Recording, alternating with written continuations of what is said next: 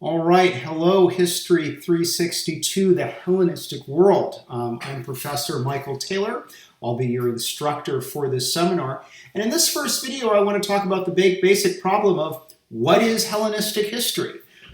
So the term Hellenistic history or the Hellenistic world is a completely modern and arbitrary periodization that we impose upon Greek history to describe the period from Alexander the Great to the Roman conquest of the Eastern Mediterranean. The term was coined in the 19th century by the Prussian historian Johann Gustav Droysen.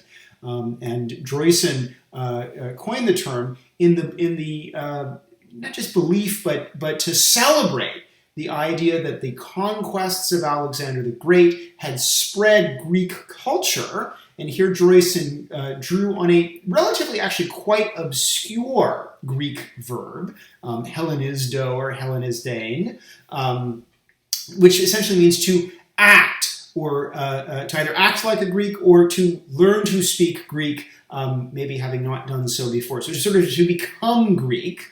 And Droysen said, well, this is a terrific thing. Alexander the Great conquers the old Achaemenid Empire, the Persian Empire, and as a result, the poor benighted people get Greek culture in an almost kind of evangelical sense. They are able to become Greek and enjoy all the benefits of Greek culture and civilization, which to a 19th century mind like Droysen's was seen as sort of the epitome of European civilization.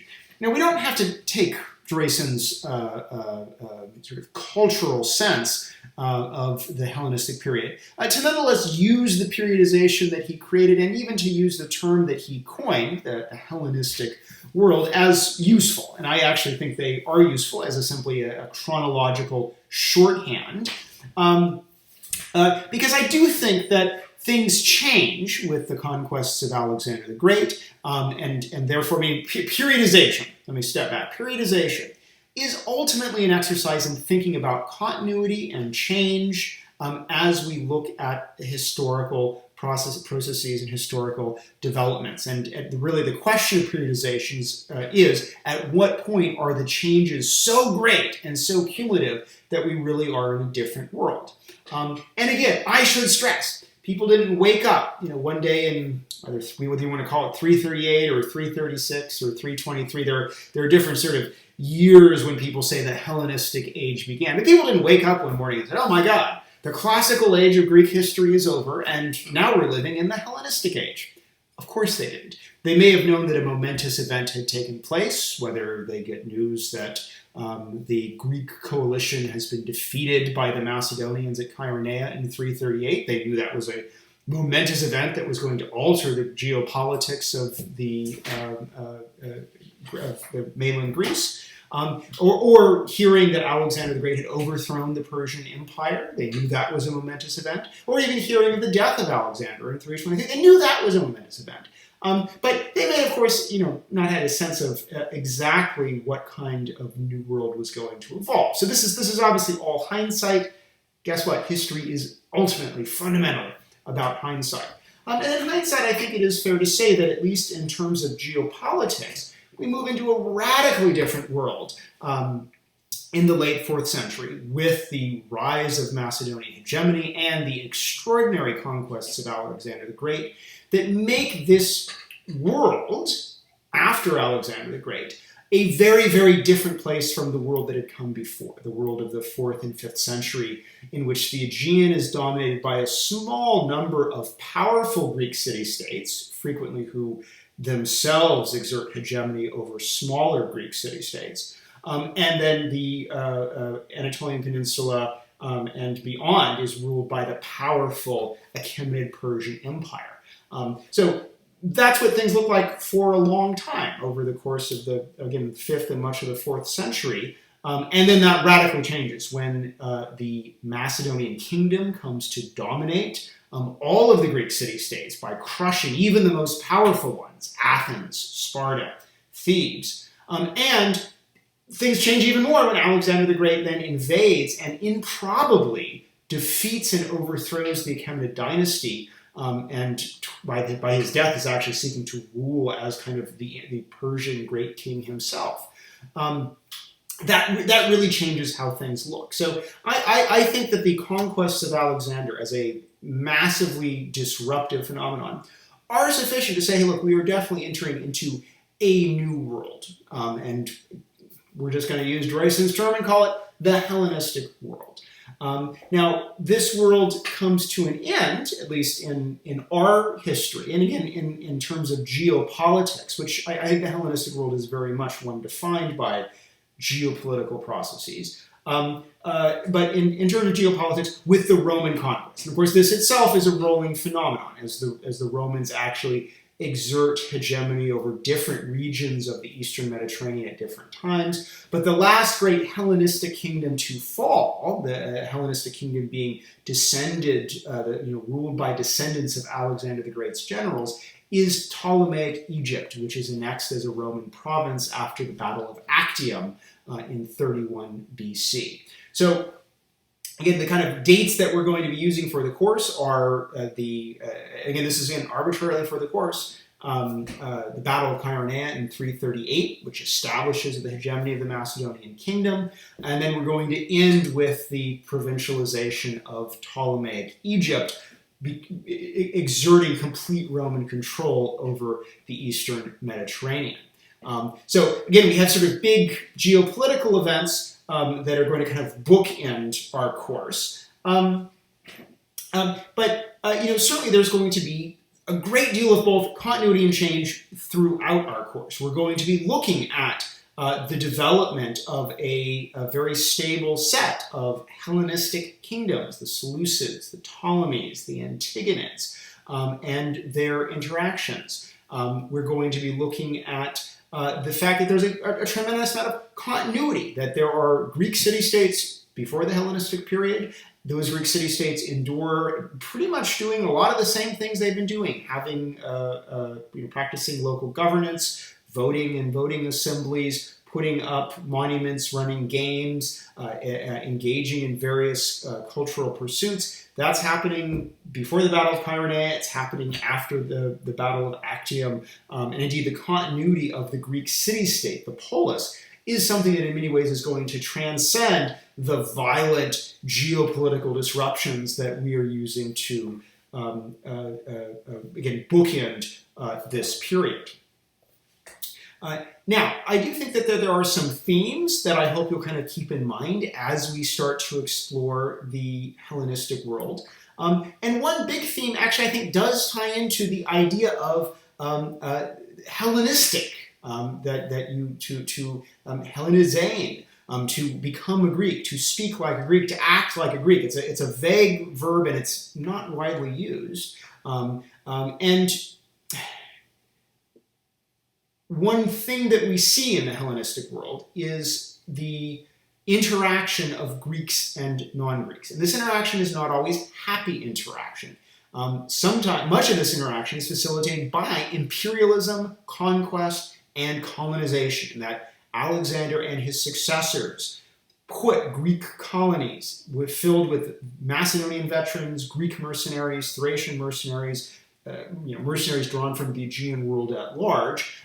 They sprinkle these across the Iranian plateau, Mesopotamia, Egypt, and in many instances, these colonies are formed by appropriating extraordinary amounts of land from the non-Greek population. And indeed, these large kingdoms, with the exception of Macedonia itself, but the Seleucid kingdom and the Ptolemaic kingdom and the Attalid kingdom are really going to be a foreign dynasty supported by foreign troops and colonizers sitting upon a native population. So thinking about the Greek and non-Greek interactions, which are sometimes hostile, which are sometimes exploitative, is a big part of this course. And of course, also thinking about the times that these interactions produce interesting syncretisms, that these actually create a kind of vibrancy. And again, those two things are not necessarily antithetical to many of these interactions being exploitative and hostile. A rare use of the Greek verb Hellenizane is in a papyrus archive, the Xenon archive from Ptolemaic Egypt. in which a camel driver, he's probably an Arab, so he probably speaks an earlier dialect of Arabic, and this camel driver complains, he says, I'm not being treated well, I'm being given cheap wine. And the reason I'm not being treated well is because I do not know how to Hellensitic. I do not know how to act Greek, probably even speak good Greek. And as a result, I am being given shabby treatment as opposed to other workers who either are Greek or can act more like a Greek. So again, in this little archive, in this workers' complaint, we see the potential tensions between Greeks and non-Greeks, and also the fluid possibilities that if you can act like a Greek, you can obtain a good deal of mobility, even in a world that is defined by imperialism and colonialism. So thinking about Greeks and non-Greeks, that's going to be a big theme in our course.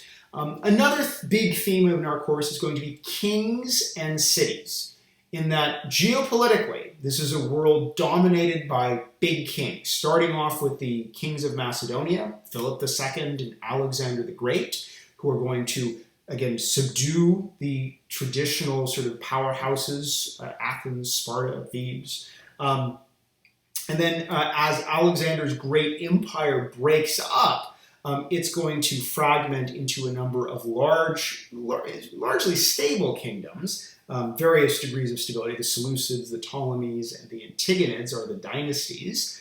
We'll talk much more about them. I'm just starting to throw these names out there.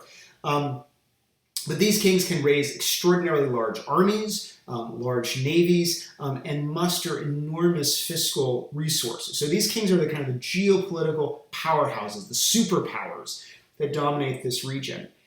Even so, there are going to be Greek city-states, including the famous ones like Athens and Sparta, that continue to not only have a sort of existence, but many of them are autonomous, many of them still practice self-government, and some of them still have enough resources to, at the very least, somewhat resist the kings, whether it's simply the king really could overwhelm them, but a long siege would be annoying, so let's see how we can reckon with them or work with them. But there's actually going to be a lot of back and forth interaction, oftentimes diplomatic, between various Greek city-states and these powerful Greco-Macedonian kings, who again, have the power, but nonetheless oftentimes acknowledge the autonomy of various Greek city-states in their realm. And that interplay is a big driver for how the politics, for how the military policies, and how the diplomatic world of the broader Hellenistic world work. It's actually a very complex, oftentimes intricate interaction. So we think about Greeks and non-Greeks. We'll be thinking about kings and cities. We also will just be thinking about the possibilities of a wider world, a world in which there is a great deal of mobility.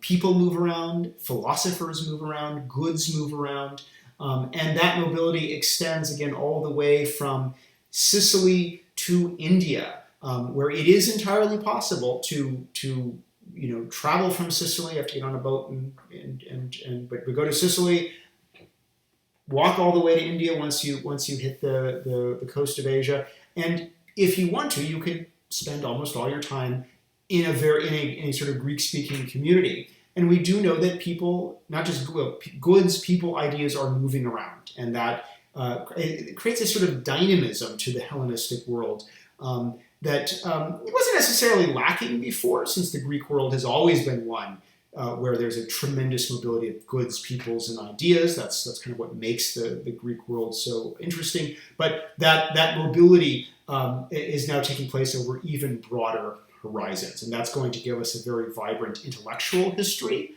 In some ways, this is one of the most vibrant moments in Greek intellectual history, with major developments in philosophy, major developments in medicine, major developments in literary criticism.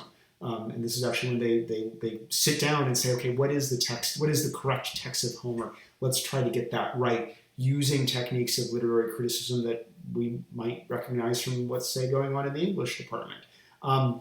Developments in science. Greek science is not necessarily advanced, but it's more advanced in the Hellenistic period than it had been before. And all of this is facilitated by, again, the broader horizons of the Hellenistic world. So broader horizons, I would say, is a theme that we should be thinking about as we take in the Hellenistic world. Finally, I think a big theme, and maybe I will play up this theme too much as a Roman historian, is going to be the coming of Rome and the disruptions that the coming of Rome creates to what beforehand, had sort of developed into a relatively stable international system. And in comes this huge non-Greek hegemon that proves quite disruptive. And so, indeed, kind of the last part of the course, we'll be thinking about how a world that is created by conquest and imperialism and colonization subsequently has to deal with yet another, if to a degree even more dynamic, conqueror and imperialist and colonizing power, namely the Roman Republic. And so that will be kind of the final closing theme as the Hellenistic world is largely incorporated into the broader Roman Empire.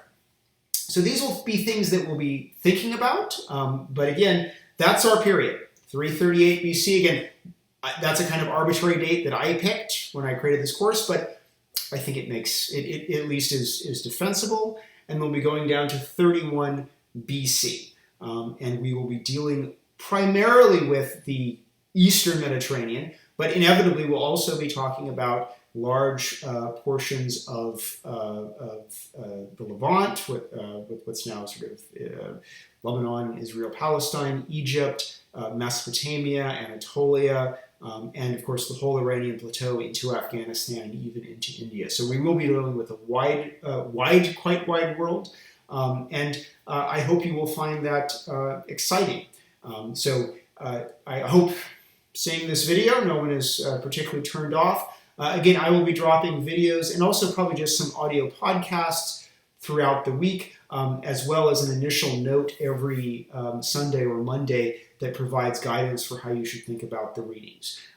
So that's just my thoughts on what is the Hellenistic world. My next video will start thinking about the world in 338, and in particular, the Kingdom of Macedonia, a sort of powerhouse, recent powerhouse, that is dramatically starting to reshape affairs, not just in the Greek mainland, but in the entire Eastern Mediterranean. So I will see you soon.